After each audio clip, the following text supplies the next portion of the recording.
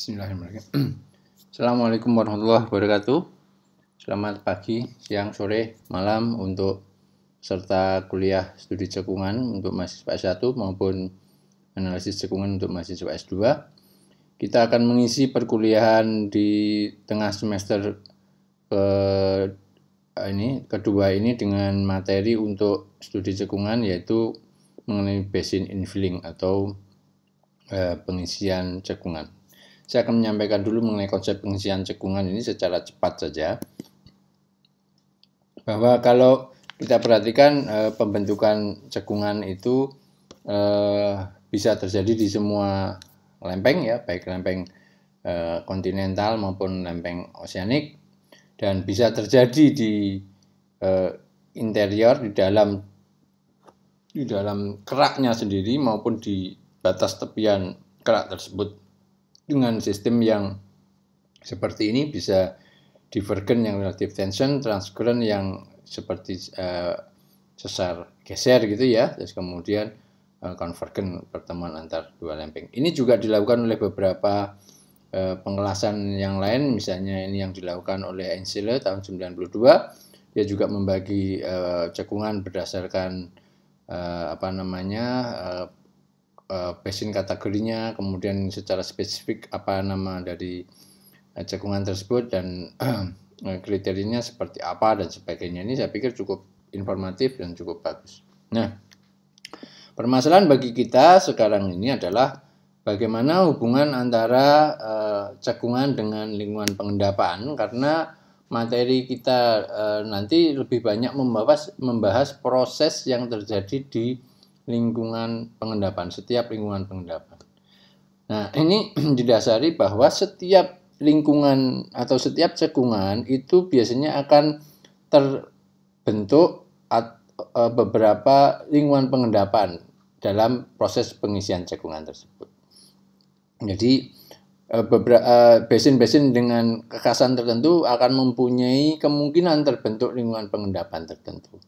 Contohnya ini yang jenis transcurrent, ya, model cekungan pisah tarik misalnya ini contohnya ini di San Gabriel Fault. Ya, ini cekungan yang terbentuk di awal tersier berumur mulai dari Eosin, Paleosin begitu, ya. Ini Anda akan melihat bahwa selama proses pembentukan cekungan itu juga disertai bersamaan dengan proses pengisian cekungan. Jadi ketika proses basin itu terbentuk, proses pengisiannya juga mengalami proses yang berjalan, dan di situ akan kita lihat beberapa perubahan lingkungan pengendapan yang ada, atau bahkan dalam satu waktu itu terjadi beberapa lingkungan pengendapan yang sedang berjalan, misalnya mulai dari darat sampai marine. Ini misalnya daerah-daerah di tepian fault bounded ini berkembang misalnya Black Sea dan sebagainya, ya. Terus kemudian misalnya San Francisco Formation ini juga akan berkembang relatif sedimen-sedimen kasar, dan ini Black Sea. Ini relatif dangkal, ini juga dangkal, yang tepian ini yang di bagian tengah mungkin relatif dalam, mulai darat sampai dengan marine dan sebagainya. Kemungkinan ini juga bersifat fluviatil, ya, di daerah-daerah sini fluviatil, di tengahnya ini relatif marine, dan seterusnya ke atas sampai kemudian cekungan itu benar-benar penuh. Ini terjadi proses perubahan lingkungan pengendapan dari satu ke tempat yang lain. Intinya bahwa untuk mempelajari bagaimana cekungan itu terisi, itu kita mempelajarinya bagaimana lingkungan pengendapan itu terisi dari satu tempat ke tempat yang lain, bagaimana dia berkembang berdasarkan waktu. Nah, secara umum demikian bagaimana proses sedimentasi berjalan berdasarkan konsep pembentukan tinggian sebagai produk dari suatu proses tektonik di sini umumnya, ya. Ini akan menghasilkan suatu proses tektonik itu akan menghasilkan suatu tinggian dan sebagainya, yang itu menjadi lebih dominan rezim erosi. Kemudian di sini rezim erosinya sangat tinggi. Daerah selanjutnya adalah daerah-daerah yang relatif daerah-daerah transport, ini ya, trajektori itu transport, sorry.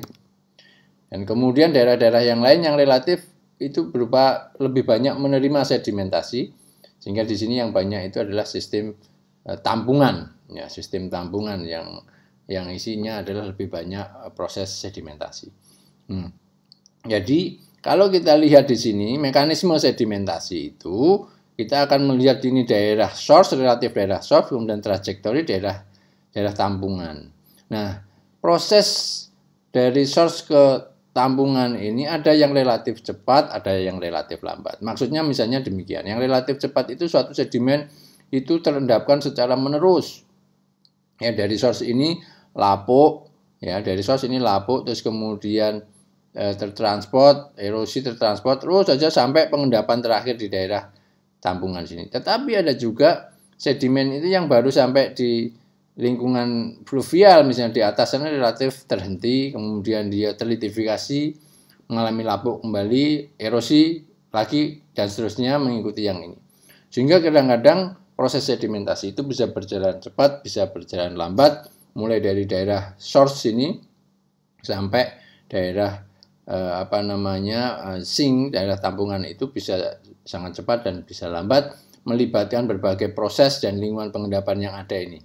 Ya, lingkungan inilah yang bulat-bulat ini adalah relatif lingkungan pengendapan yang mungkin itu bisa terjadi, bisa terbentuk, dan itu semuanya berkontribusi ketika mengisi sebuah cekungan sedimenter. Nah, ini proses sederhananya seperti itu, meskipun nanti variasinya sangat kompleks. Ini juga proses yang lebih sederhana lagi, prinsipnya bahwa di suatu area source itu ada tinggian akan menjadi influx sedimen sampai dia akan mengisi cekungan-cekungan tertentu. Misalnya ini ada yang langsung bypass ke sini sedimen yang cepat, ada juga sedimen-sedimen yang relatif lambat akan mengisi dulu, mampir dulu di sini menjadi batuan sedimen, terus kemudian dia tertransport lagi ke tempat yang lebih dalam. Di sini pun dia membentuk batuan sedimen, terus kemudian terlitifikasi, ada yang kemudian tertransport lagi, ada yang langsung sampai tertransport menerus sampai di tampungan terakhir ini. Jadi ada proses sedimentasi yang relatif berjalan cepat, relatif berjalan lambat. Nah, ini juga sangat tergantung dalam hal ini misalnya kontrol yang utamanya yaitu tektonik maupun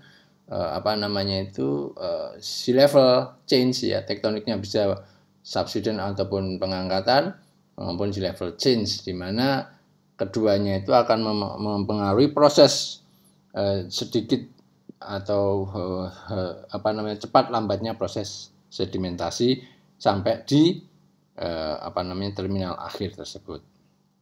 Nah, selanjutnya tentunya nanti kita akan membahas bagaimana tentang lingkungan pengendapan, proses-proses yang terjadi di lingkungan pengendapan, mulai dari lingkungan di darat, daerah transisi sampai dengan laut.